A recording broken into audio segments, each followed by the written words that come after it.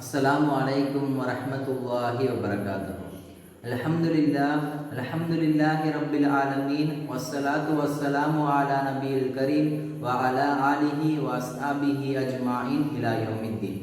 அன்புமிக்கவர்களே, ரமலானுடைய மாதத்தை நாம் அடைந்திருக்கின்றோம். இந்த ரமலானுடைய மாதத்திற்கு முன்னால் ஒரு மனிதன் முழுவதுமாக நன்மையை மட்டுமே செய்தானா என்று பார்த்தால் இல்லை. எவ்வளவு பெரிய மனிதனாக இருந்தாலும் இந்த உலகத்தில் பாவம் செய்தவனாகத்தான் இருக்கின்றான்.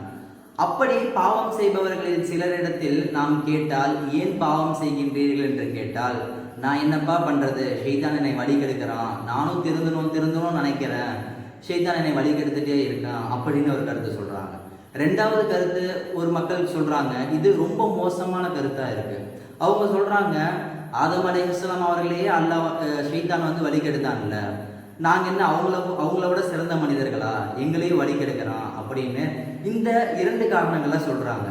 ஆக நம்ம ரமலானுடைய மாதத்தை அடைஞ்சிருக்கோம். இந்த ரமலானுடைய மாதத்திலையும் நம்ம பாவத்தை விடலைன்னா வேற எந்த மாதத்திலையும் நம்மால் பாவத்தை விட முடியாது. இதற்கு ரெண்டு ஹதீஸ்களை நம்ம சான்றா சொல்லலாம்.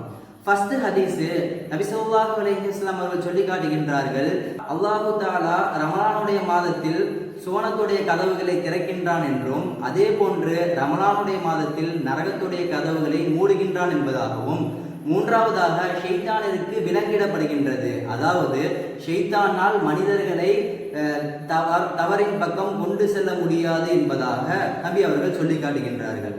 இரண்டாவது ஹதீஸ், நபி ஸல்லல்லாஹு அலைஹி வஸல்லம் அவர்கள் சொல்லி காட்டுகின்றார்கள், எந்த மனிதன் ரமலான் மாதத்தை அடைந்து அவனுடைய பாவங்கள் குறையாமல் அந்த மாதம் அவனை விட்டு கிடைக்கின்றதோ அவனுடைய மூக்கு மண்ணை கவ்வட்டும் என்பதாக சொல்லி காட்டுகின்றார்கள்.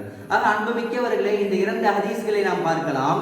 இந்த இரண்டு ஹதீஸ்களை நாம் முன்வைத்து பார்த்தால், இந்த உலகத்தில் மனிதன் யாரை பின்பற்றி தவறை செய்கின்றான் என்பதாக நம்மை உணர்ந்து கொள்ள முடியும். ஒரு மனிதன் ஷைத்தானுடைய வார்த்தைகளை பின்பற்றி தவறு செய்கின்றானா, அதே போன்று தன்னுடைய மனோச்சியை பின்பற்றி தவறு செய்கின்றானா என்பதை நாம் இந்த மாதத்தில் தெரிந்து கொள்ளலாம். எப்படி என்றால், ஒரு மனிதன் இந்த மாதத்தை அடைந்தும் நன்மையின் பக்கம் விரையாமல் பாவத்தை செய்கின்றான் என்று சொன்னால், ஷைத்தான் இன்றைய நாள் வரை அவனை வழிகெடுக்கவில்லை, அவனுடைய மனோச்சியின் பின்பற்றி தவறின் பக்கம் சென்று கொண்டிருக்கின்றான் என்பதை நாம் உணர வேண்டும். ஆக அன்புமிக்கவர்களே, ரமலானுடைய மாதத்தை நாம் அடைந்திருக்கின்றோம். மனோ இச்சையை பின்பற்றுவதை விட்டுவிட்டு அல்லாஹ்வுடைய பாதையில் அல்லாஹ் எதனை நமக்கு போதித்தானோ அதை நாம் பின்பற்றி இம்மையிலும் மறுமையிலும் வெற்றி பெறக்கூடிய மக்களாக வல்ல இறைவன் நம்மை ஆக்கியருள் புரிவானாக.